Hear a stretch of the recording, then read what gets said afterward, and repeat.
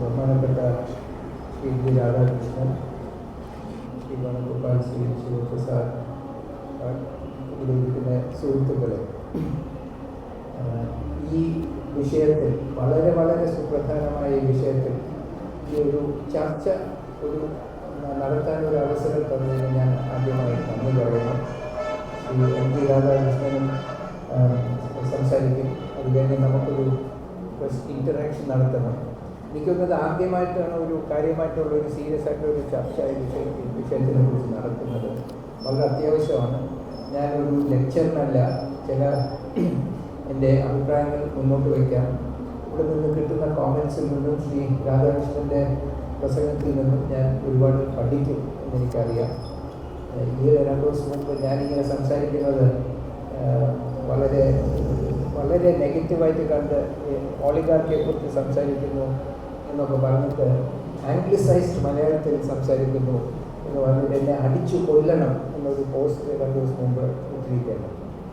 അപ്പോൾ അത് ഉണ്ടാകുന്നതിന് മുമ്പ് ആംഗ്ലിസൈസ്ഡ് മലയാളം ഞാൻ കുറേ വർഷങ്ങൾ പുറത്ത് വർക്ക് ചെയ്യുന്നു, ഇപ്പോഴും പുറത്ത് വർക്ക് ചെയ്യുന്നു. ആംഗ്ലിസൈസ്ഡ് നല്ല മലയാളം അല്ല എന്നാണ്, മലയാളം ദുർബലമാണ് എന്നുകൊണ്ട് ആണ് സത്യം. പക്ഷേ ഈ പറയുന്ന ആൾ ആംഗ്ലിസൈസ്ഡ് എന്നുള്ളത് ഇംഗ്ലീഷിലാണ് എഴുതിയിരിക്കുന്നത്. അത് കറക്റ്റ് സ്പെല്ലിംഗ് ഒക്കെ വെച്ചിട്ട് അപ്പോൾ ഒരു ആംഗ്ലിസൈസ്ഡ് മലയാളത്തിൽ എന്നെ കൊല്ലും എന്നുള്ളൊരു വധഭീഷണി പറയുന്നു ഞാൻ പ്രസംഗിക്കുന്നുണ്ട്. സാരമില്ല, പക്ഷേ അതൊന്നും ഒരു പ്രശ്നമല്ല. ഈ ആംഗ്ലിസൈസ്ഡ് മലയാളമല്ല, ദുർബല മലയാളമാണ് എന്ന് പറഞ്ഞുകൊണ്ട് ഞാൻ തുടങ്ങുന്നത്. വളരെ നല്ലോണം സംസാരിക്കുന്ന മിസ്റ്റർ എം ജെ രാധാകൃഷ്ണനും ബാക്കി എല്ലാവരും ഇവിടെ ഉള്ളൂ. അതിൻ്റെ മുമ്പിൽ വെച്ച് എൻ്റെ ഈ ഭാഷാ കഴിവുകൾ വളരെ പരിമിതമാണ്. ആദ്യം നമ്മൾ ഒരു ബാക്ക്ഗ്രൗണ്ടിൽ തുടങ്ങിയിട്ട് പിന്നെ എന്താണ് ഇത് ചെയ്യുന്നത് അതിലേക്ക് വരാം, അതിൻ്റെ കോൺസിക്വൻസസ് എന്താണെന്ന് വരാം. ആദ്യം നമ്മൾ ഈ 1 നേഷൻ 1 ഇലക്ഷൻ, അപ്പോൾ അത് ഇപ്പോൾ നമ്മൾ ഈ വെബ്സൈറ്റിലൊക്കെ പോയി കഴിഞ്ഞാൽ, സർക്കാരിൻ്റെ വെബ്സൈറ്റിലേക്ക് പോയി കഴിഞ്ഞാൽ അതിൽ കാണുന്നത് OE എന്നാണ്, 1 നേഷൻ 1 ഇലക്ഷൻ. അത് ഒന്നിച്ച് വായിച്ചാൽ ഓ നോ എന്നാണ്. അതായിരുന്നു എൻ്റെ ഒരു reaction, oh no, because ONOE. അത് അവർക്ക് ഒരു അത് ചിലപ്പോൾ ആരെങ്കിലും ഒരു സെൻസ് ഓഫ് ഹ്യൂമർ ഉള്ള ഒരാളായിരിക്കും ചിലപ്പോൾ ഈ ആക്ടറിനെ ഉണ്ടാക്കിയത്. അപ്പോൾ ഈ ഓ നോ ഇതിനെക്കുറിച്ചാണ് നമ്മൾ സംസാരിക്കാൻ പോകുന്നത്. പക്ഷെ ഇതിൻ്റെ ആദ്യത്തെ 2 വാക്ക് 1 നേഷൻ എന്നാണ്. അപ്പം നമ്മൾ പലപ്പോഴും മറന്നുപോകും ഈ 1 നേഷൻ പറഞ്ഞ ഇന്ത്യ എന്താണെന്ന്. നമ്മളിവിടെ താമസിക്കുന്നതുകൊണ്ട് ഇതിൻ്റെ വൈവിധ്യവും ഇതിൻ്റെ വിശാലതയും നമ്മൾ പലപ്പോഴും ഓർക്കാറില്ല.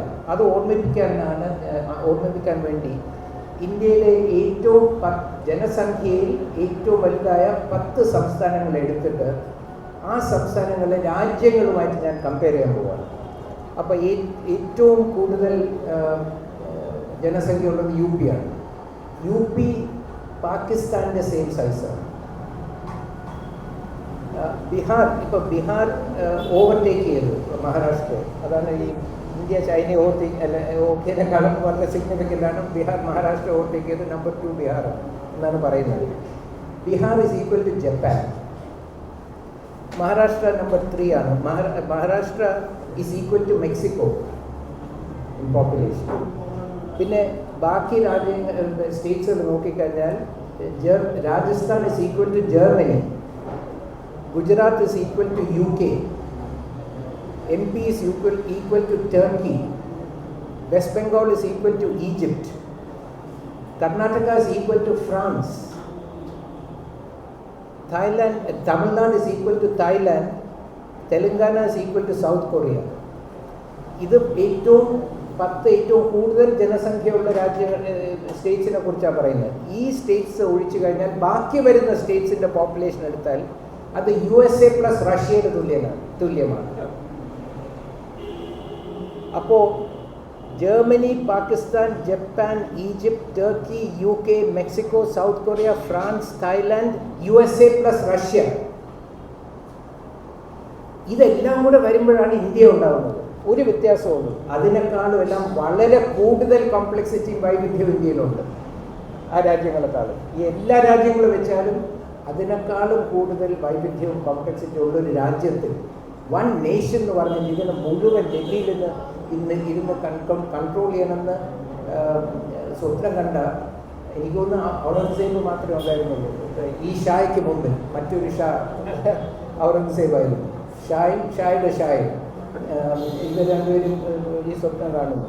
അപ്പോൾ ഇത് ഒരിക്കലും സാധ്യമല്ല. ഇത് അറ്റംപ്റ്റ് ചെയ്തപ്പോൾ, ഔറംഗസേബ് അറ്റംപ്റ്റ് ചെയ്തപ്പോൾ മുഗൾ സാമ്രാജ്യം തകർന്നുപോയി.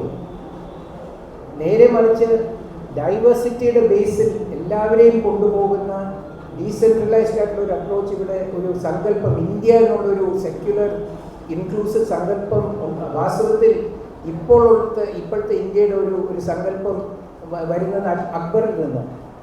ആ അക്ബറിൻ്റെ സങ്കല്പത്തിൽ ഇന്ത്യ വളരെ ശക്തമായി, വളരെ സമൃദ്ധിയുണ്ടായി, വളരെ മുന്നോട്ട് പുരോഗമിച്ചു. ഔറംഗസേബിൻ്റെ സെയിം മുഗൾ സാമ്രാട്ടുകളുടെ ഉള്ളിൽ ഔറംഗസേബിൻ്റെ സങ്കല്പത്തിൽ ഇന്ത്യ ഈ ഭൂഖണ്ഡം വളരെ പുറകോട്ട് പോയി. വീണ്ടും നമ്മൾ വാസ്തവത്തിൽ ഈ സർക്കാർ നമ്മളെ തിരിച്ച് അക്ബറിൻ്റെ സങ്കല്പത്തിൽ നിന്നും ഔറംഗസേബിൻ്റെ സങ്കല്പത്തിലേക്ക് തിരിച്ചു കൊണ്ടുപോവുക. അതിൻ്റെ ഒരു ഭാഗമാണ് ഈ 1 നേഷൻ 1 ഇലക്ഷൻ. എല്ലാം ഇത് കൺട്രോൾ ചെയ്യണമെന്നുള്ള ഒരു ബാക്ക്ഗ്രൗണ്ട് കൂടി ഞാൻ പറയാൻ ആഗ്രഹിക്കുന്നു. ഇതിനെ മുൻകണ്ടത് ഡോക്ടർ ബി ആർ അംബേദ്കറാണ്. ഇത് പറയുന്നുകൊണ്ടാണ് എന്നെ അടിച്ചു കൊല്ലണം എന്ന് പറയുന്നത്. പക്ഷേ വാസ്തവത്തിൽ എന്നെയല്ല കുറ്റം പറയേണ്ടത്, ഡോക്ടർ അംബേദ്കറിനെ കുറ്റം പറയുന്നത്. അദ്ദേഹം പറഞ്ഞത് ഞാൻ ആവർത്തിക്കുന്നതേ ഉള്ളൂ. അദ്ദേഹം 1930 ഫസ്റ്റ് റൗണ്ട് ടേബിൾ കോൺഫറൻസിൽ വളരെ വ്യക്തമായിട്ട് അദ്ദേഹം പറഞ്ഞു, ഇന്ത്യ ബ്രിട്ടീഷുകാർ പോയി കഴിഞ്ഞാൽ ഇന്ത്യ ഭരിക്കാൻ പോകുന്നത് ഒരു ഓളിഗാർക്കിയാണ്, ഒരു കാസ്റ്റ് ഓളിഗാർക്കിയാണ്. അതിന് പ്രതിവിധിയായിട്ട് അദ്ദേഹം പറഞ്ഞു, ഈ ഓളിഗാർക്കി വരുന്ന രാജ്യങ്ങളെല്ലാം നശിക്കും. എന്ന് വെച്ചാൽ ഓളിഗാർക്കിയുടെ സർവൈവലിന് വേണ്ടി മാത്രമേ അവിടെ നയങ്ങളും നിയമങ്ങളും ഉണ്ടാവൂ. വേറെ ആരെയും ഒരു ചാലഞ്ചും ഇമർജ് ചെയ്യാൻ അവർ സമ്മതിക്കില്ല. അപ്പോൾ ഇതിനെ കൗണ്ടർ ചെയ്യാനാണ് റെപ്രസെൻറ്റേറ്റീവ് ഡെമോക്രസി വേണമെന്ന് അദ്ദേഹം 1930 ഒരു റൗണ്ട് ടേബിൾ കോൺഫറൻസിനോട് ഡിമാൻഡ് ചെയ്തു. എല്ലാവർക്കും ഇലക്ടറൽ ഡെമോക്രസി വേണം. ഇന്ന് നമ്മുടെ ടോപ്പിക് ഇലക്ട്രൽ ഡെമോക്രസിയാണ്. പക്ഷേ അദ്ദേഹം അത് പറഞ്ഞു, ഇലക്ട്രൽ ഡെമോക്രസി മാത്രമല്ല, ഇലക്ട്രൽ ഡെമോക്രസി സക്സീഡ് ചെയ്യണമെങ്കിൽ ഡിപ്രസ്ഡ് ക്ലാസസിന് വേണ്ടത് റെപ്രസെൻറ്റേറ്റീവ് ഡെമോക്രസിയാണ്. പ്രാതിനിധ്യ ജനാധിപത്യം, due and adequate representation of all communities ഉണ്ടായാലേ ഡെമോക്രസിയിലെ ആദ്യത്തെ ചുവടിൽ നമ്മൾ എത്തുകയുള്ളൂ. വെറും ഇലക്ട്രൽ ഡെമോക്രസി അല്ല, സോഷ്യൽ ഡെമോക്രസി വേണം, ഇക്കണോമിക് ഡെമോക്രസി വേണം, പൊളിറ്റിക്കൽ ഡെമോക്രസി വേണം, റെപ്രസെൻറ്റേറ്റീവ് ഡെമോക്രസി വേണം. ഇതെല്ലാം കൂടെ ഒത്തുചേരുമ്പോൾ മാത്രമേ ഡെമോക്രസി വരുള്ളൂ. എന്ന് വെച്ചാൽ ഡെമോക്രസിയുടെ അർത്ഥം തന്നെ ഡീമോസ് എന്ന് വെച്ചാൽ സാധാരണക്കാർ, ക്രാറ്റോസ് എന്ന് വെച്ചാൽ പവർ. ഡെമോക്രസി എന്ന് വെച്ചാൽ power in the hands of common people. അതാണ് ഡെമോക്രസി. വെറും ഓരോ 5 വർഷം വോട്ട് ചെയ്യുന്നതല്ല ഡെമോക്രസി. അത് വോട്ട് ചെയ്യുന്നത് അതിൻ്റെ ഒരു എസെൻഷ്യൽ പാർട്ടാണ്. പക്ഷേ it is not sufficient for a democracy. അപ്പോൾ ഡോക്ടർ അംബേദ്കർ പ്രവചിച്ചതുപോലെ ഇന്ന് ഇന്ത്യ ഭരിക്കുന്ന 4 സമുദായങ്ങളാണ്. ഇന്ന് എല്ലാ സ്റ്റേറ്റിലും ഓരോ ഓളിഗാർക്കിയുണ്ട്. ആ ഓളിഗാർക്കികളാണ് എല്ലാം കൺട്രോൾ ചെയ്യാൻ ആഗ്രഹിക്കുന്നത്. അതുകൊണ്ട് ഈ ഓളിഗാർക്കികൾ പല സ്ട്രാറ്റജികൾ ഉപയോഗിച്ച് 75 വർഷമായി ഇന്ത്യ കൺട്രോൾ ചെയ്തുകൊണ്ടിരിക്കുകയാണ്. അവരുടെ ശക്തിവാസത്തിൽ കൂടി വരികയാണ്. പക്ഷേ ഇപ്പോൾ അവർക്ക് ഈ ജനാധിപത്യത്തിനെ നിലനിർത്തിക്കൊണ്ട് ഇതിനെ ഇന്ത്യയെ ഭരിക്കാൻ അവർക്ക് കഴിയുന്നില്ല. ഇതാണ് പാകിസ്ഥാനിലുണ്ടായത്, ശ്രീലങ്കയിലുണ്ടായത്. ഒരു ഓളിഗാർക്കിക്ക് ഡെമോക്രസിയെ നിലനിർത്തിക്കൊണ്ട് ഒരു ഓളിഗാർക്കിക്ക് ഭരിക്കാൻ വളരെ ബുദ്ധിമുട്ടാണ്. അവിടെ നാച്ചുറലി ഒന്നുകിൽ ഓളിഗാർക്കി തകരണം അല്ലെങ്കിൽ ഡെമോക്രസി തകരണം. അതുകൊണ്ട് അവരെപ്പോഴും ഡെമോക്രസി അറ്റാക്ക് ചെയ്യണം. അപ്പോൾ ആ ഡെമോക്രസിയുടെ അറ്റാക്കിൻ്റെ ഒരു ഭാഗമാണ് ഈ 1 നേഷൻ 1 ഇലക്ഷൻ. അതിൻ്റെ ഉത്ഭവം നമ്മൾ കാണുന്നത് വാസ്തവത്തിൽ ഗോൾവൽക്കറിൻ്റെ റൈറ്റിങ്സിലാണ്. ഈ ബഞ്ച് ഓഫ് തോട്ട്സിൽ അദ്ദേഹം വളരെ കൃത്യമായിട്ട് ഡെമോക്രസി അറ്റാക്ക് ചെയ്യുന്നു. അദ്ദേഹം ഫ്രീഡത്തിനെ അറ്റാക്ക് ചെയ്യുന്നു, ലിബർട്ടീനെ അറ്റാക്ക് ചെയ്തു. ഡെമോക്രസി ഒരു വളരെ തെറ്റായിട്ടുള്ളൊരു സമ്പ്രദായമാണ്, അത് പാടില്ല, ഇവിടെ രാജഭരണമാണ് വേണ്ടതെന്നാണ് ഗോൾവൽക്കർ പറയുന്നത്. ഈ സർക്കാർ ഇംപ്ലിമെൻറ്റ് ചെയ്യുന്നത് ഗോൾവൽക്കറിൻ്റെ അജണ്ടയാണ് ആക്ച്വലി ഇംപ്ലിമെൻറ്റ് ചെയ്യുന്നത്. നമ്മൾ ഈ മാനവധർമ്മശാസ്ത്രം മനുവാദമാണെന്നൊക്കെ പറയുന്നത് ശരിയാണ്, അതൊരു ഐഡിയോളജിക്കൽ ബേസിസാണ്. പക്ഷേ ഇതിൻ്റെ പ്രാക്ടിക്കൽ പൊളിറ്റിക്കൽ അജണ്ട വാസ്തവത്തിൽ ഗോൾവൽക്കറിൻ്റെ അജണ്ടയാണ്. അത് ഓരോന്നായിട്ട് ഇത് ബ്ലൈൻഡ്ലി ഇംപ്ലിമെൻറ്റ് ചെയ്യാണ്. ഈ രാജ്യം തകർന്നു പോയാലും പ്രശ്നമില്ല, ഗോൾവൽക്കർ ഗുരുജിയുടെ agenda has to be implemented. അതിൻ്റെ ഭാഗമായിട്ടാണ് ഈ ഡെമോക്രസി അറ്റാക്ക് ചെയ്തത്. അപ്പോൾ ഇതാണ് ഒരു ബാക്ക്ഗ്രൗണ്ട്. ഈ ബാക്ക്ഗ്രൗണ്ട് വെച്ചിട്ട് നമ്മൾ ഇത് എന്താണ് ഇവിടെ നടത്തുന്നത് ചോദിച്ചു കഴിഞ്ഞാൽ ഇതിൽ രണ്ട് വളരെ സിഗ്നിഫിക്കൻ്റ് ആയിട്ടുള്ള കാര്യങ്ങളാണ് ഈ അമെൻമെൻറ്റിൽ കൂടെ പറയുന്നത്. ഒന്ന്, ഈ ലെജിസ്ലേച്ചറിൻ്റെയും പാർലമെൻറ്റിൻ്റെയും ഡ്യൂറേഷന് മാറ്റമാണ്. കോൺസ്റ്റിറ്റ്യൂഷനിൽ പറയുന്നത് പാർലമെൻറ്റും ലെജിസ്ലേച്ചറിനും 5 വർഷം ഡ്യൂറേഷൻ ഗ്യാരണ്ടി ചെയ്യും. ഇവർ പറയുന്നു ഈ 5 വർഷത്തിൻ്റെ ഉള്ളിൽ ഒരു മെജോറിറ്റി ഇല്ലാതെ വന്നാൽ ഒരു ഗവൺമെൻറ് ഐദർ ബിക്കോസ് ഒരു നോ കോൺഫിഡൻസ് മോഷൻ വരുന്നു, അത് ജയിക്കുന്നില്ല, അല്ലെങ്കിൽ ഒരു സ്പ്ലിറ്റ് ഉണ്ടാകുന്നു, ഒരു ഗവൺമെൻറ് വീണാൽ വീണ്ടും ഒരു ഇലക്ഷൻ നടക്കും. ആ ഇലക്ഷൻ അതിൻ്റെ ബാക്കിയുള്ള ഡ്യൂറേഷന് മാത്രമേ ആ ലെജിസ്ലേച്ചർ നിലനിൽക്കുകയുള്ളൂ. ആ ലെജിസ്ലേച്ചറിൻ്റെ ഡ്യൂറേഷൻ ഇപ്പം ആദ്യം ഒരു ഇലക്ഷൻ നടക്കുന്നു, 2 വർഷം 3 വർഷം കഴിഞ്ഞിട്ട് ആ സർക്കാർ വീഴുന്നു, ആർക്കും മെജോറിറ്റി കിട്ടുന്നില്ല, വീണ്ടും ഒരു ഇലക്ഷൻ നടക്കുന്നു. ആ ഇലക്ഷൻ ബാക്കിയുള്ള ഈ ലെജിസ്ലേച്ചറിൻ്റെ ടേമിന് മാത്രമേ അതിൻ്റെ ഡ്യൂറേഷൻ കാണുള്ളൂ. ആ ബാക്കിയുള്ള ടേം എന്തായിരിക്കും? അത് പാർലമെൻറ്റിൻ്റെ ടേം അവസാനിക്കുന്ന ഡേറ്റ് ആയിരിക്കും ആ ബാക്കിയുള്ള ടേം. അപ്പോൾ ഇത് ഇങ്ങനെ വന്നു കഴിഞ്ഞാൽ വാസ്തവത്തിൽ ഇപ്പം നമ്മളുടെ ജനങ്ങൾക്കുള്ള റൈറ്റ് എന്താണ്? ഈ ഓരോ സ്റ്റേറ്റിലും ഈ ഫെഡറലിസത്തിൽ അദ്ദേഹം പറഞ്ഞതുപോലെ ഈ ഇന്ത്യ ഒരു യൂണിയൻ ഓഫ് സ്റ്റേറ്റ്സാണ്. അതാണ് ആദ്യത്തെ കോൺസ്റ്റിറ്റ്യൂഷനിൽ ആദ്യത്തെ 10 വാക്കുകൾ India is A union of States എന്നാണ്. ഈ പ്രിയാമ്പിൾ കഴിഞ്ഞാലുള്ള ആദ്യത്തെ 10 വാക്കുകൾ India that is Bharat shall be A union of States. അത് വളരെ മീനിങ് ആൻഡ് പ്രൊഫൗണ്ടാണ്. വാസ്തവത്തിൽ ഇന്ത്യ ഒരു ഫെഡറൽ കോൺസ്റ്റിറ്റ്യൂഷൻ തന്നെയാണ്.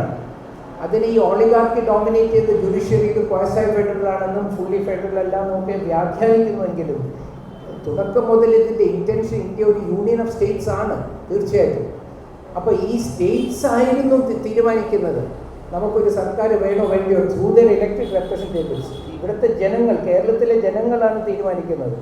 ഒരു മെജോറിറ്റി ഉള്ള ഒരു ലെജിസ്ലേച്ചർ ഉണ്ട്, നമ്മുടെ റെപ്രസെൻറ്റേറ്റീവ്സിലൂടെ ആ ഗവൺമെൻറ്റിന് മെജോറിറ്റി സപ്പോർട്ട് ഉണ്ടോ ഇല്ലയോ, ഇല്ലെങ്കിൽ ഒരു കൺസെൻസസ് ഇല്ലെങ്കിൽ ആ സർക്കാരിനെ നമ്മൾ നിഷേധിച്ച അസംബ്ലിയെ തന്നെ ജനങ്ങൾ നിഷേധിക്കുകയാണ്. ഒരു പുതിയ ഇലക്ഷൻ നടത്തുന്നു, ഒരു മാൻഡേറ്റിന് വേണ്ടി, ഒരു കൺസെൻസസിന് വേണ്ടി.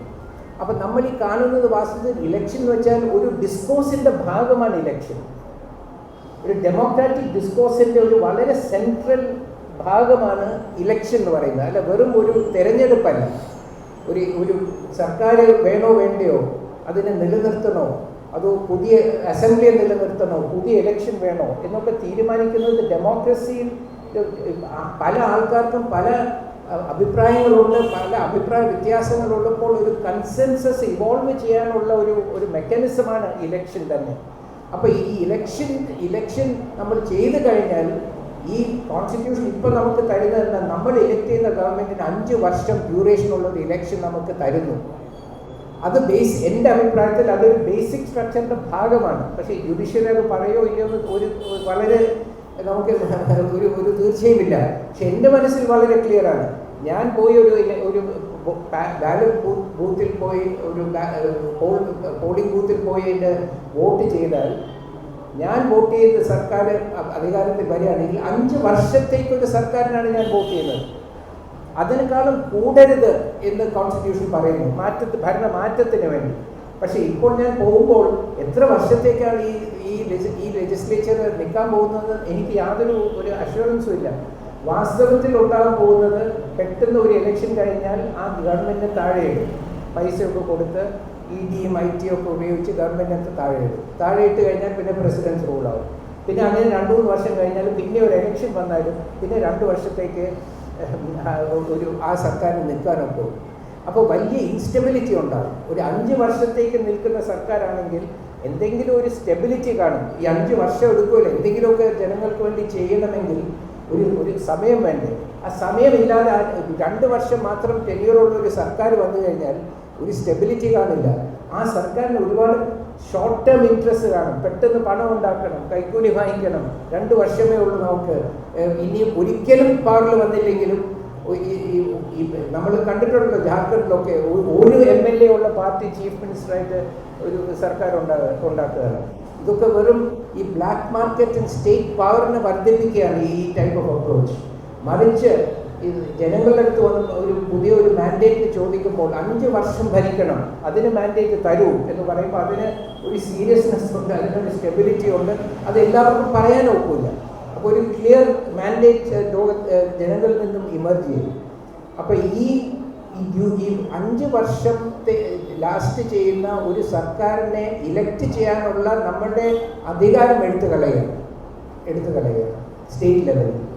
അങ്ങനെ വരുമ്പോഴത്തേക്ക് ഈ സ്റ്റേറ്റ് ലെജിസ്ലേച്ചർ വീക്കാവും. സ്റ്റേറ്റ് ലെജിസ്ലേച്ചർ വീക്കായാൽ സ്റ്റേറ്റ് ഗവൺമെൻറ് വീക്കാവും. അത് മാനിപ്പുലേറ്റ് ചെയ്യാൻ നോക്കുന്നു.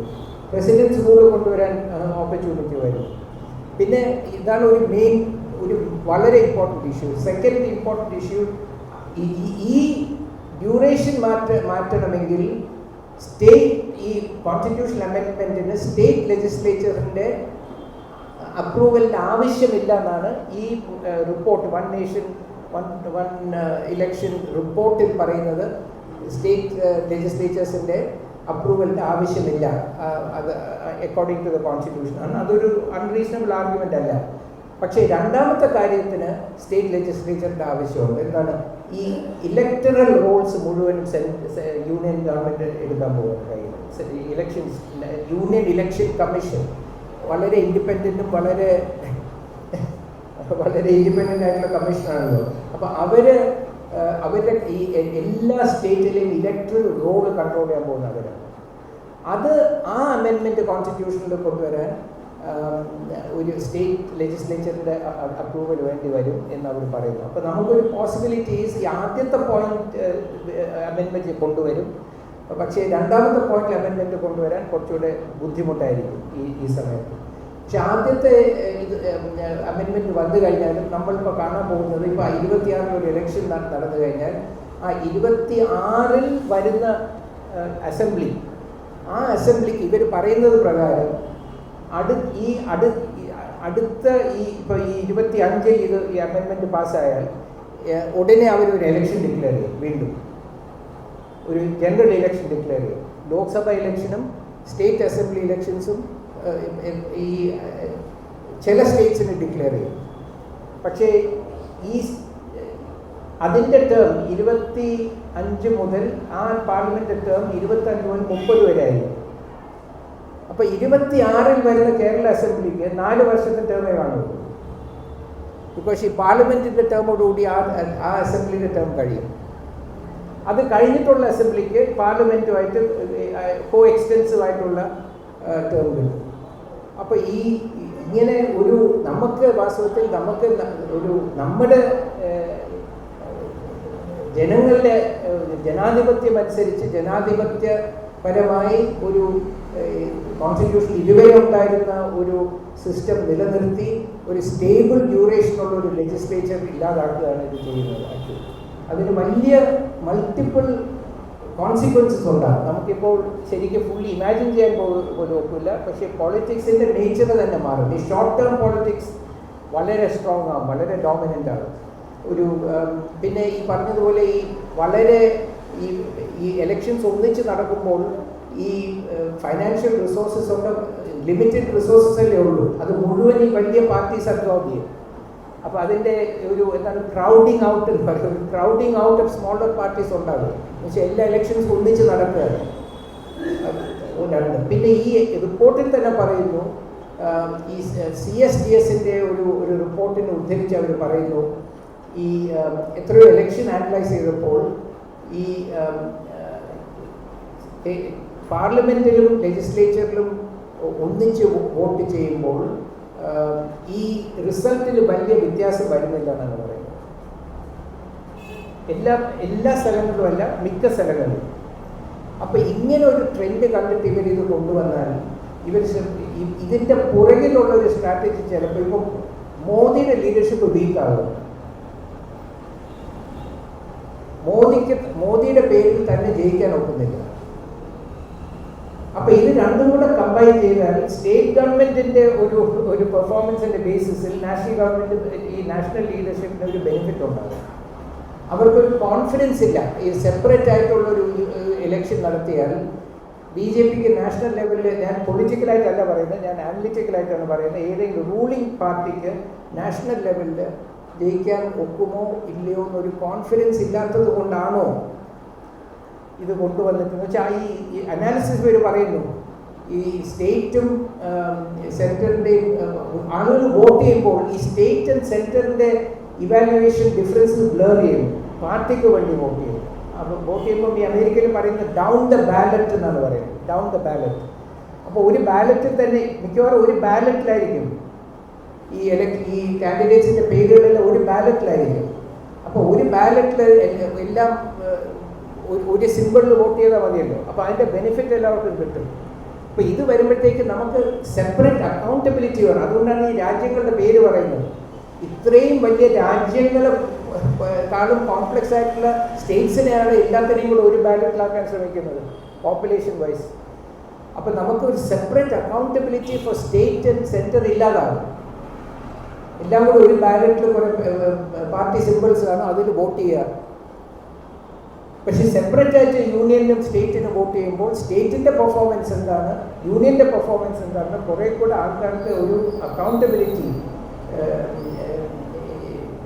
ഇമ്പോസ് ചെയ്യാൻ ഉള്ള അവസരം ഉണ്ടാകും. അതിനെക്കുറിച്ച് ചിന്തിക്കാനുമുള്ള ഒരു അവസരം ഉണ്ടാകും. സ്റ്റേറ്റ് ഗവൺമെൻറ് പെർഫോമൻസ് ആയാലും യൂണിയൻ ഗവൺമെൻറ് പെർഫോമൻസ് ആയാലും.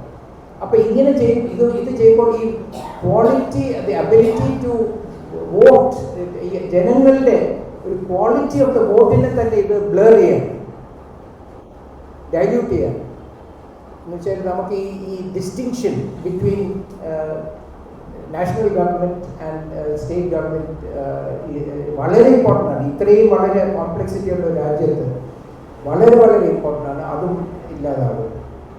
അപ്പോൾ ഈ വളരെ ഇത് എന്തുകൊണ്ടാണ് ചെയ്യുന്നത്, എന്തുകൊണ്ടാണ് ഇത് ചെയ്യുന്നത്, ഇതാണ് മെയിൻ ഇതിലുള്ള ഇഷ്യൂസ് ഓഫ് കൺസേൺ. ഈ ടേം ലിമിറ്റ് വയ്ക്കുന്നു, ഒരു ലിമിറ്റഡ് ടേമിലേക്ക് സെക്കൻഡ് ഗവൺമെൻറ്. അപ്പം the scope for multiple elections കൂടുകയാണ്. ആക്ച്വലി ഷോർട്ട് ടേം ഇലക്ഷൻസിൻ്റെ സ്കോപ്പ് കൂടുകയാണ്. വൺ നേഷൻ മെനി ഇലക്ഷൻസ് ആകുന്നത്. ആക്ച്വലി ആ സ്റ്റെബിലിറ്റി ഇല്ലാതെ സർക്കാരുകൾ വീഴുകയും ബാക്കിയുള്ള 6 മാസത്തേക്ക് ഒരു സർക്കാർ വരും. 6 മാസം ബാക്കിയുള്ളപ്പോൾ ആ സർക്കാരിനെ വീഴ്ത്തിയാൽ 3 മാസത്തേക്ക് ഒരു അസംബ്ലി വരും. അപ്പോൾ ഈ അസംബ്ലിയിലും മത്സരിക്കാനും സർക്കാർ ഉണ്ടാക്കാനും ഒക്കെ വളരെ വലിയൊരു അൺലിമിറ്റഡ് പോസിബിലിറ്റി കൊണ്ട് ഈ 5 വർഷത്തിൻ്റെ ഉള്ളിൽ വലിയൊരു ഗെയിം ഇവോൾവ് ചെയ്യാനുള്ളൊരു സ്കോപ്പ് വരിക. അപ്പോൾ വലിയൊരു പൊളിറ്റിക്കൽ ഇൻസ്റ്റബിലിറ്റി ഉണ്ടാകും. അപ്പോൾ ഇതെല്ലാം ചെയ്യുന്നത് ഗ്രാജുവലി പവർ സെൻട്രലൈസ് ചെയ്യണം. ഈ ഓളിഗാർക്കി എന്ന് വെച്ചാൽ power has to be centralised, institutions പാടില്ല. അപ്പോൾ എല്ലാ തലത്തിലും പവറിനെ സെൻട്രലൈസ് ചെയ്യുക, കേന്ദ്ര ഗവൺമെൻറ്റിൻ്റെ കയ്യിൽ കൊണ്ടുവരിക. അതിലൂടെ ഒരു മതരാഷ്ട്രം, ഞാൻ പലപ്പോഴും പറയുന്നത് മതരാഷ്ട്രം വന്നു കഴിഞ്ഞു. നമ്മളൊക്കെ ഈ ചിലപ്പോൾ ലേറ്റായിട്ട് അല്ല, നമ്മളിപ്പോൾ റെയിൽവേ സ്റ്റേഷനിൽ പോകുന്നു, ട്രെയിൻ എപ്പോഴും വൈകുന്നതുകൊണ്ട് കുറച്ച് താമസിച്ച് പോകുന്നു, ആരെങ്കിലും സ്വീകരിക്കാൻ പോകുന്നു. നമ്മൾ വിചാരിക്കുന്നത് ട്രെയിൻ വന്നിട്ടില്ല എന്നാണ്. അപ്പോൾ ട്രെയിനിന് വേണ്ടി നമ്മൾ വെയിറ്റ് ചെയ്യണം. ആക്ച്വലി ട്രെയിൻ വന്നു കഴിഞ്ഞു, നമ്മൾ മനസ്സിലാക്കുന്നില്ല. അതുപോലെ ആക്ച്വലി ഇവിടെ ഒരു നേസന്റ് അൺഡിക്ലെയർഡ് ഹിന്ദു രാഷ്ട്രം വന്നു കഴിഞ്ഞു. നമ്മളെല്ലാം പറയുന്നു അൺഡിക്ലെയർഡ് ഇമർജൻസി എന്ന് പറയുന്നു. ഇത് അൺഡിക്ലെയർഡ് ഇമർജൻസി അല്ല, അൺഡിക്ലെയർഡ് ഹിന്ദു രാഷ്ട്രമാണ്.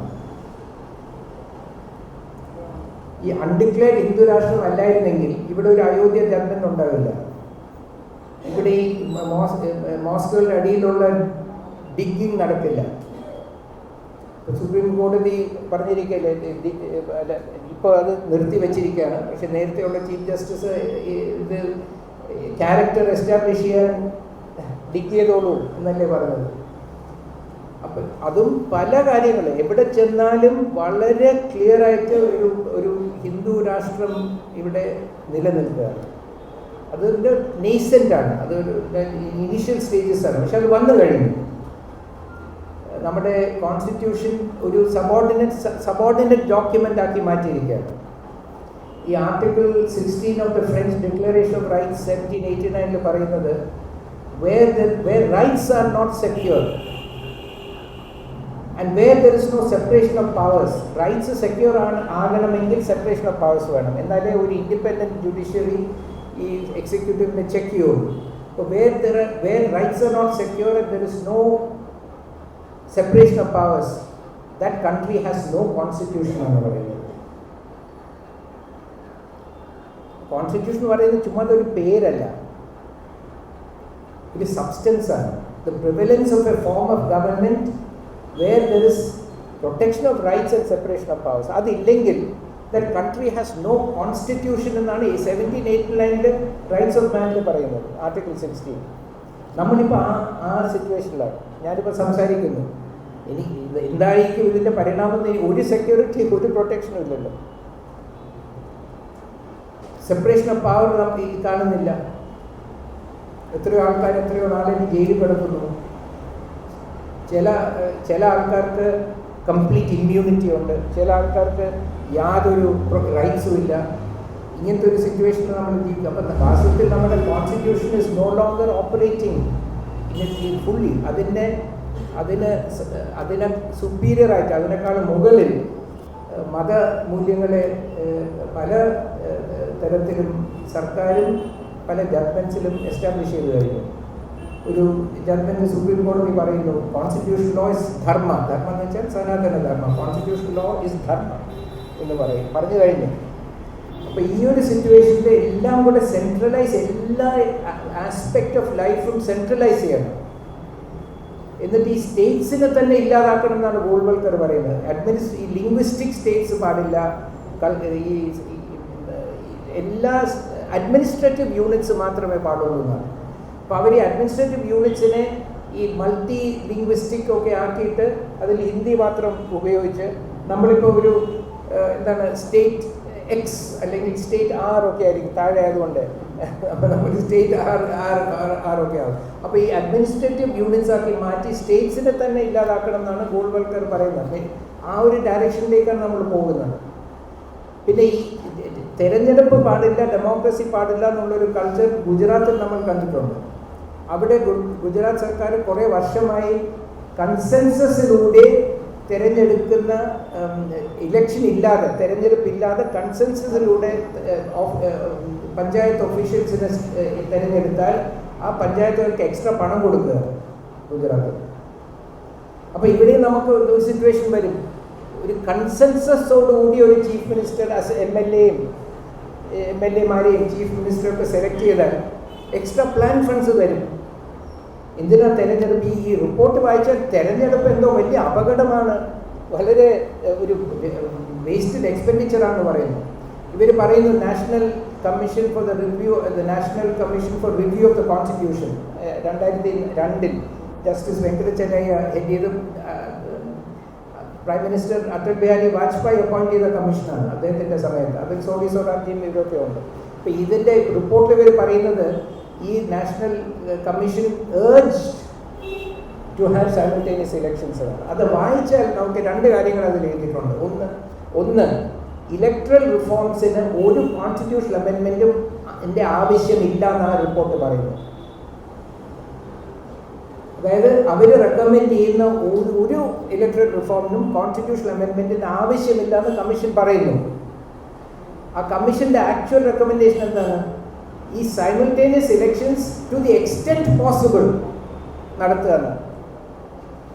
പക്ഷേ ഇതുപോലെ കോൺസ്റ്റിറ്റ്യൂഷൻ അമെൻഡ് ചെയ്ത് അത് കമ്പൽസറി ആയിട്ട് നടത്തണമെന്ന് അവർ റെക്കമെൻഡ് ചെയ്തിട്ടേ ഇല്ല. പക്ഷേ ഈ റിപ്പോർട്ട് വായിച്ചാൽ ഒരു തെറ്റിദ്ധാരണയാണ് നമുക്ക് കിട്ടുന്നത്. അവരിത് റെക്കമെൻഡ് ചെയ്തു. പക്ഷേ ഇത് റെക്കമെൻഡ് ചെയ്തെല്ലാം ഇവർ കൺട്രോൾ ചെയ്യുന്ന ബോഡീസാണ് റെക്കമെൻഡ് ചെയ്തത്. ഇങ്ങനത്തെ ഒരു മാറ്റം വേണമെങ്കിൽ വാസ്തവത്തിൽ സ്റ്റേറ്റുകളിൽ നിന്ന് ഡിമാൻഡ് വരണ്ടേ? India is a union of states. സ്റ്റേറ്റുകളിൽ നിന്നൊരു ഡിമാൻഡ് വന്നിട്ട് ആ എല്ലാ സ്റ്റേറ്റ്സും കൂടെ ഒരുമിച്ചല്ലേ ഡിമാൻഡ് ചെയ്യേണ്ടത് ഇങ്ങനത്തെ ഒരു നമുക്ക് സൈമൾട്ടേനിയസ് ഇലക്ഷൻ വേണമെന്ന്. ഇത്ര വലിയൊരു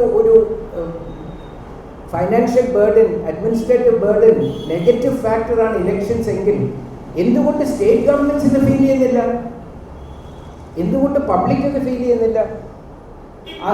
ഗവൺമെൻറ്റ്സ് അത് ഫീൽ ചെയ്യുന്നുണ്ടെങ്കിൽ അവരുടെ അഭിപ്രായം എന്തുകൊണ്ട് വരുന്നില്ല? അപ്പോൾ ഇതൊരു സ്റ്റേറ്റ്സിൻ്റെ ഡിമാൻഡ് ഇല്ലാത്ത ഒരു അമെൻമെൻ്റാണ്. അത് EWS അതുപോലെയല്ലേ, പാതിരാത്രി 10 ദിവസത്തിനുള്ളിൽ കൊണ്ടുവന്ന് പാസ്സാക്കിയതല്ലേ. എന്തുകൊണ്ട് 10 ദിവസത്തിനുള്ളിൽ പാസ്സാക്കി? ബിക്കോസ് ഈ നല്ല കാര്യമൊന്നും ഇങ്ങനെ ഒളിച്ച് ചെയ്യേണ്ട ആവശ്യമില്ലല്ലോ. ഈ ഒളിച്ച് ചെയ്യുന്ന കാര്യങ്ങളെല്ലാം മോശപ്പെട്ട കാര്യങ്ങളല്ലേ. അതുകൊണ്ട് EWS അതുപോലെ പെട്ടെന്ന് കൊണ്ടുവന്നു. ഒരു ഡിമാൻഡ് എവിടുന്നില്ലായിരുന്നു. അങ്ങനെ ചെയ്യില്ല എന്ന് പറഞ്ഞിട്ട് 2 ദിവസം കഴിഞ്ഞിട്ടാണ് ഇത് ഇൻട്രൊഡ്യൂസ് ചെയ്തത്. എന്നുവെച്ചാൽ അവർക്കറിയാം ഇത് തെറ്റാണെന്ന്. അതുപോലെ തന്നെ ഈ one nation one election, simultaneous ഇലക്ഷൻസിനും എന്തെങ്കിലും ജെനുവിൻനെസ് ഉണ്ടായിരുന്നെങ്കിൽ,